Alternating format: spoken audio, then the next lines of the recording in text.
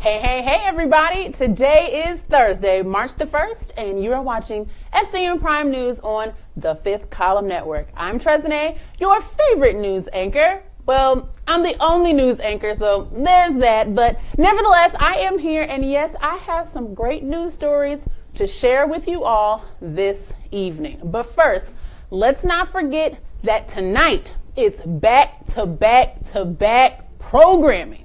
After Prime News, Starla K. Mathis will be in the studio with the Thursday wind down. Then on the sports set will be J. Cole and the Reggie Mathis with True Baller Thursday. And then following that, the Revolution will be on the pop culture set to pregame the premiere episode of season 2 of the greatest TV show ever, Atlanta. With that, I'd like to remind you all that we are live and in real time. So don't forget to leave your comments about the stories. At the end, I will be sure to read them at the broadcast end for all of the good further conversation. Use a hashtag with your comment to clue me in on what your comment is referring to, or you can use complete sentences with fully developed subjects and predicates with zero pronouns, whichever you prefer. Let's take time to share this broadcast with our friends and our followers by hitting that share button that's at the bottom of your screen. All right, guys. You all know what comes first. It's crime and justice news. In D.C. last week, a Tennessee woman was arrested for intentionally driving her car into a White House security barrier. She had a gun in her hand while she was behind the wheel. Police say 35-year-old Jessica Ford continued to accelerate her car after running into the barrier, causing a lot of smoke to fill the air, and she refused to stop. She also refused to drop her gun after several commands. Officers had to forcibly remove the gun from her hand and forcibly removed her from the car through the driver's side window in order to neutralize the situation. This woman has an extensive criminal history of trying to enter the White House. Yes, this was her 4th attempt. In April 2017, she attempted to jump the security barrier of the White House. A month later, she tried to scale a fence, and she was issued a court order to stay away. Then in July of 2017, she violated that order by walking within the perimeter where she wasn't allowed. This woman now faces 8 charges, which includes carrying a gun without a license, possession of an unregistered firearm, assault with a deadly weapon, and assault on a police officer, and of course, destroying government property. Meanwhile, Miss Drama on Twitter had this to say about the situation. She said, "I'm old enough to remember when an unarmed black woman did the exact same thing during the Obama administration. They shot her to death." To which Valerie Carey replied saying this: "That woman was Miriam Carey, and she merely made a U-turn. She did not intentionally ram a gate, and she was unarmed with a baby in the car. Shot dead." She is absolutely correct, and she should be, as she is the sister of the late Miriam Carey. In 2013, Secret Service agents and Capitol Police fired 26 bullets in the car of Miriam Carey when she made a U-turn at a checkpoint while traveling from Connecticut with her young infant daughter. Initial reports claim that she rammed the White House and Capitol barriers, and that she tried to breach 2 security perimeters. Those reports have since been proven false. The double standard here, y'all, is unreal. It's, do you have the complexion for protection or do you not? That complexion for protection does continue on in this next story, where a woman who lied to police about 3 black men raping and kidnapping her faces 0 years in prison. In March 2017, 18-year-old Brianna Harmon walked into a nearby church bloodied, bruised, and discombobulated, wearing nothing but her underwear.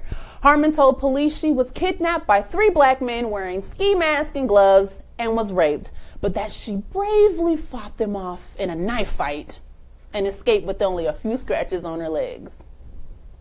After police questioned black men in the area and weren't able to find the 3-man white girl rape team, Harmon eventually confessed that she might have made up the part about the black men, and the part about being kidnapped, and the part about being raped. Harmon admitted that she cut herself and her jeans because she was upset about the possible breakup with her boyfriend. And when she realized that her mom might be upset about the jeans, she said she made up the stuff about the group of mass rapists. What? Last week, this young girl pleaded guilty to two third-degree felony counts of tampering with physical evidence, a third-degree felony count of tampering with a government record, and a state jail felony count of tampering with a government record. The charges meant that she faced 30 years in prison and tens of thousands of dollars in fines. But she's getting what they call deferred adjudication, which means none of this will be listed on her criminal record as a conviction. She will be getting a period of community supervision, and the charges will be technically dismissed. She will also be eligible for sealing this criminal record from private entities like employers and landlords. No consequences, no record. And Akiba MC had this to say on Twitter about this situation. Emmett Till, RIP, never forgotten. Twitter user at NC4Life74 reminds us of this, that, quote, Rosewood, Florida was destroyed by a lie just like this. For all the movies about black pain and suffering at the hands of whites, we're not the ones who need to be watching them. It's girls like Harmon who should. In sports news, ex-USA volleyball coach has been accused of raping 6 girls hundreds of times. Former USA volleyball coach Rick Butler was accused of sexually abusing no fewer than 6 underage teen girls while his wife attempted to silence the victims. A new lawsuit alleges all of this, that Rick Butler is considered to be one of the most powerful coaches in youth volleyball. He is also accused of impregnating one of these victims. The 72-page lawsuit details the alleged abuse. And if you've got young children nearby who like to repeat things, you may want to turn your volume down a bit. Before practices, Coach Butler would shove his hands down a victim's pants so he could smell the girl during practice. He told her that anytime during practice when he put his hand to his nose, she should know he's thinking of her. Another incident is when one of the victims asked him, "Why do you keep fondling and kissing me before practice?" He said, "'Cause I can." The lawsuit also alleges that Butler raped victims in a train to Germany to a tournament. He raped them in weight rooms and in his car and in his apartment, making victims leave through his apartment window after he was done. He was also accused of forcing the girls to watch porn so they could learn. Here are 2 important things that are important in this case. The sexual abuse allegations against Butler actually came to light in 1995, and he was expelled from USA Volleyball, but was allowed to return 5 years later. The lawsuit also alleges this, that he had a special relationship with Michigan State University. I know. This past January, USA Volleyball banned him for life, as did the Amateur Athletic Union and the Junior Volleyball Association.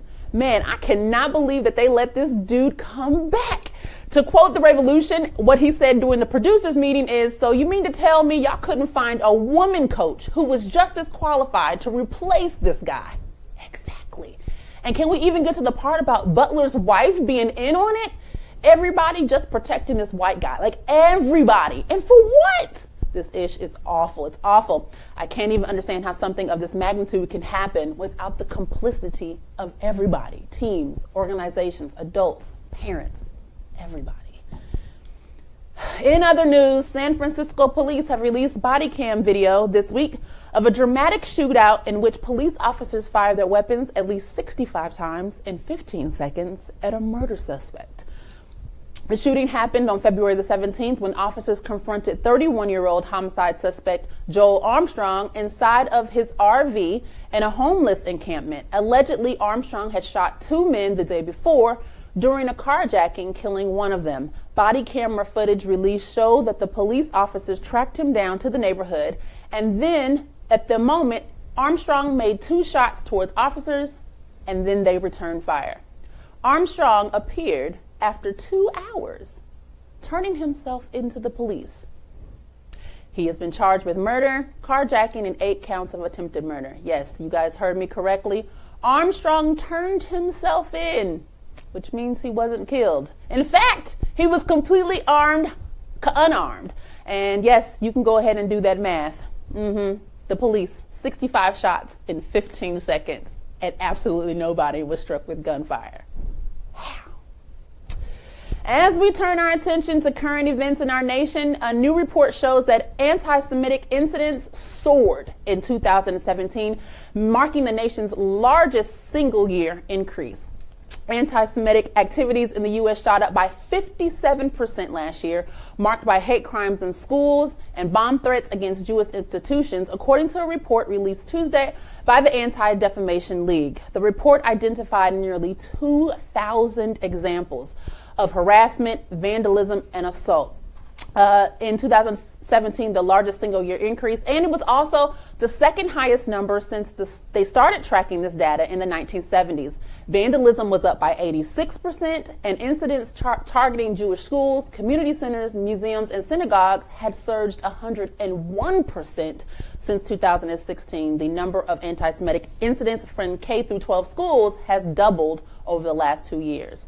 Prior to 2016, anti-Semitic activity had actually been decreasing, and the CEO of the Anti-Defamation League blames everything on the division caused by the national discourse since the election of President Trump. Activity on college campuses has also increased by a total of 89%. This report does make it clear that while the number of incidents have surged in the past couple of years, attitudes towards Jews have not seen a similar rise.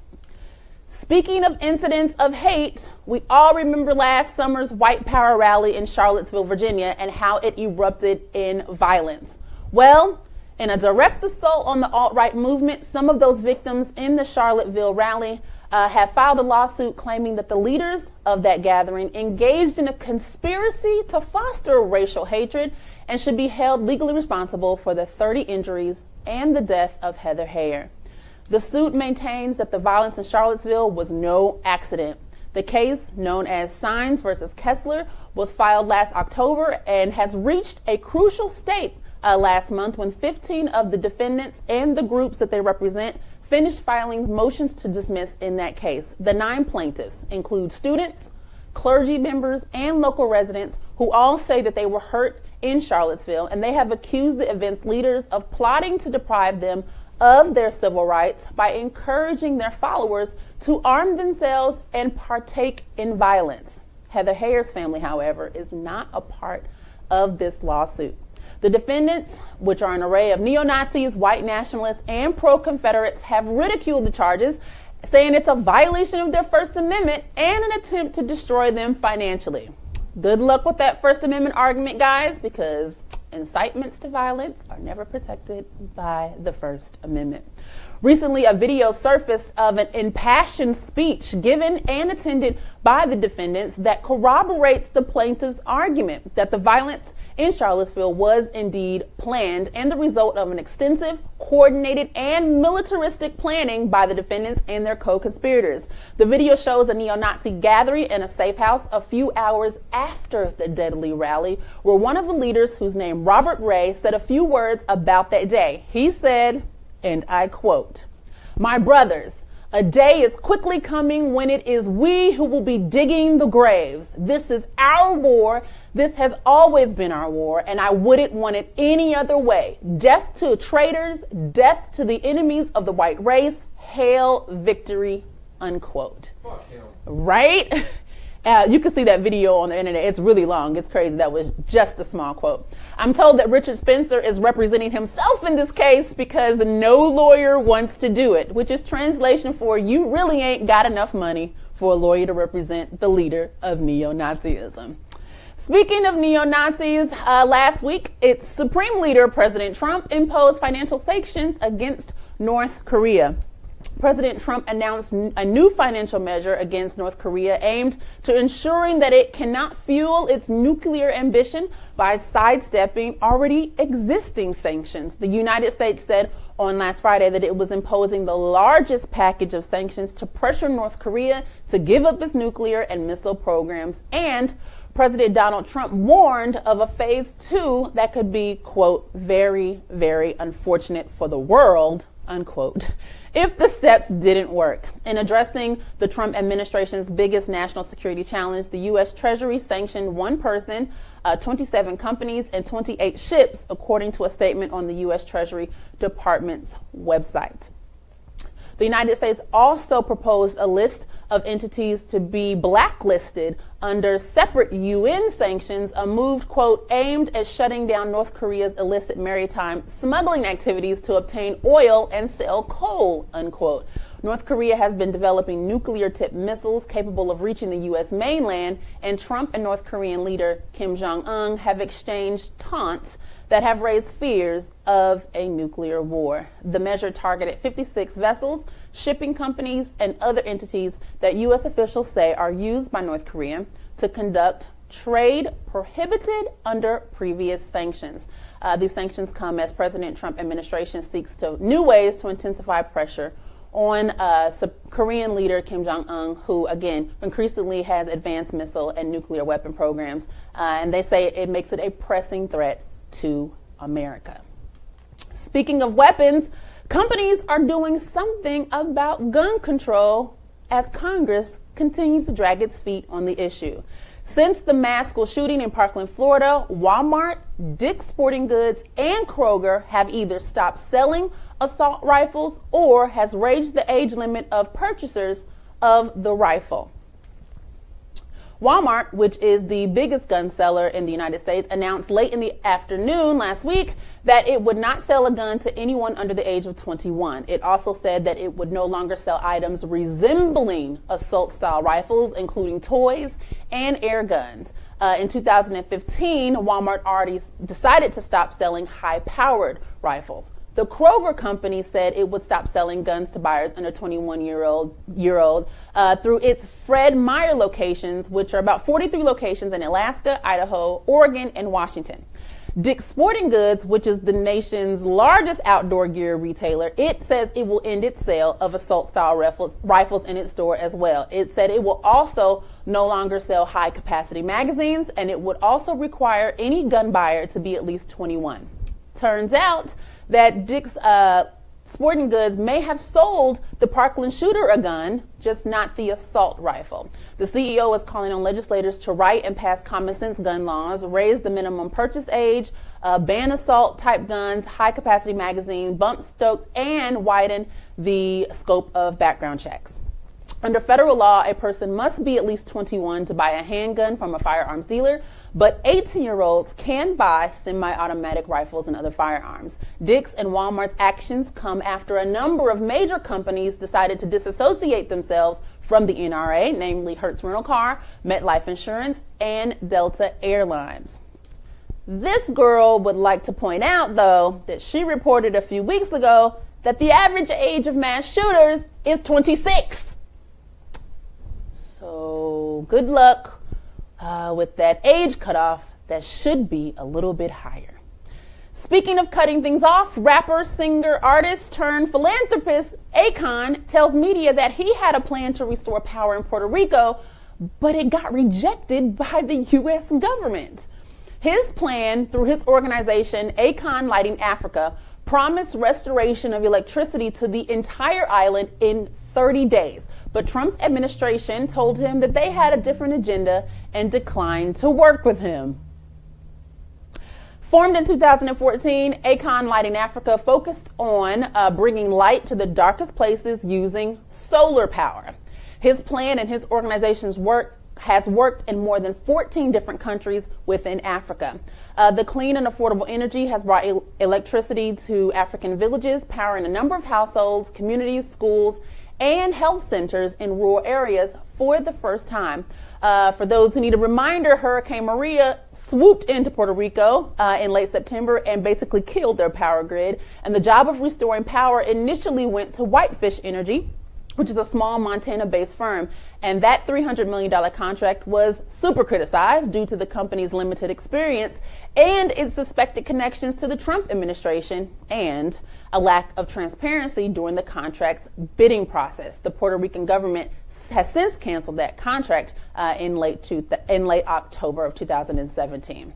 We all know what Trump agenda is about. Well, really more of what it isn't about And that's the fact that it involves solar energy. That's why Akon's plan was rejected. Propaganda and agendas will never, ever put people first. Speaking of propaganda and agendas, somebody please get Taye Diggs and tell him ain't nobody traumatized him for dating white women. Taye Diggs told a podcaster in an interview that he resents black women because he can never mess with a white girl now, unquote. Taye Diggs recently used an appearance on Van Lathan's The Red Pill podcast to give his bizarre take on who he will and will not date. First, a little bit of history on him. Diggs was married to his Rent co-star Idina Menzel, who is white, for 11 years, but he claims that he used to receive a lot of criticism for being with a white woman instead of a black woman. He is currently dating a biracial actress and model named Amanza Smith. So if you fast forward to today, on that podcast, when Diggs went one step further and claimed that the stigma has made it so that he doesn't think he could ever date a white woman again. Let's run through that again. Diggs is blaming black women for the fact that he now feels he can no longer date white women. And if you're rolling your eyes, you're having a really popular reaction to his interview. Diggs say that he felt black women were very salty about his relationship with Menzel and says it, quote, took me a minute to not be offended, but that deep down inside, I still hold the resentment. He says that there's trauma there and he doesn't know if, quote, I can ever mess with a white girl now. I don't like that. It goes against who I am as a person. I feel like I've had to deal with that so long that it has changed what I think I like and, you know, what I'm attracted to, unquote. Good, Taye. You need to take a good look at yourself. Why you prefer dating outside of your race nearly exclusively. It's telling you something about you.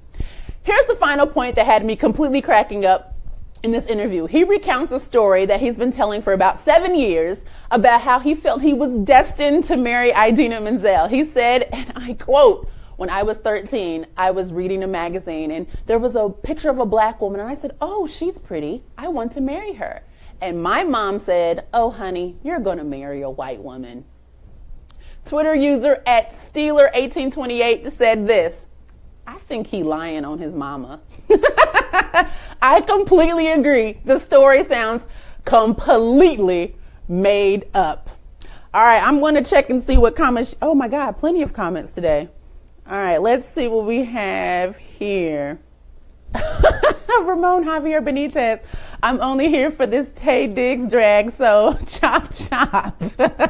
Yes, that interview was terrible. I've never seen somebody who says that they've been traumatized and have gone through something and hasn't really taken time to really think about what they're going to say about it before they do an interview. I wonder what his zodiac sign is. Tanisha D. Newman Pruitt, oh wow, when are people going to learn that they are going to be recorded and that video will be leaked? I don't know. I have no idea. I don't think people really care. I think that they feel like I can do this and it won't hurt me. Videos everywhere. It will come back to haunt you. Let's see. Wait, Kroger was selling assault rifles? That's exactly what I said. What Kroger is this? It's one of their, weird affiliate branches that's only in the northwestern part of the United States. Fred Meyer, that's the name of it. I've never even heard of it, Tanisha. Never. Oh, yeah, you said Fred Meyer. Okay. Let's see. Tanisha D. Newman Pruitt, throw the whole Taye Diggs away. Black women aren't checking for him anyway. They are not. With his 4-foot shiny bald head. Yes, but he's such a little man. Really, Taye? Ramon Javier Benitez, Idina is ugly. I like to say she's challenged. She has a very rectangular, boxy jaw, but her voice is amazing. She looks like she can shoot rocks. She looks like she can shoot rocks. She does. Oh, his birthday is January 2nd. No, he cannot be a Capricorn. That sounds about right. He is a Capricorn. That sounds about right. He is a Capricorn. But here's the problem, though. He's from Newark. He's from Newark? He's from Newark acting like that, man. Bryce is a Capricorn. He's from Newark acting like that. But he's short. Yes. From Newark. Yes. Acting like that. Short men, yeah. He got a complex of himself. He don't love himself. Yeah. Yeah, he can't love himself. Somebody I saw on Twitter somewhere that was like, he should have died on the best man holiday instead of old chick. Let's see. He's shown enough lying. Yes, that story was completely made up. Like, let's see. Ebony Marie Chappelle, one of our favorite guests on the Fifth Column Network, said Taye is full of shit. He is full of it. Yes, he is. All right, I think that's pretty much all we got here. So you guys already know what happens on Thursdays. Coming up next, as the voice you heard in the studio was at Starla K. Mathis. She's going to come on next with the Thursday wind down. And then following that will be J. Cole and the Reggie Mathis for True J. Cole and Revolution. Oh, J. Cole and the Revolution today on. I keep forgetting the Reggie Mathis is off on some special mission to save the world. And then after that will be the Atlanta pregame show, which I'm so excited about because I actually watched that whole season this week, the last season this week, and it was so good. I can't wait to see what happens on this premiere episode. So thank you guys so much for watching. The next Prime News will be on Monday at 7 p.m.ish, and I will see you guys then. I'm Trezane. You guys have a good night. Stay tuned. Go get some snacks and come back for the Thursday wind down.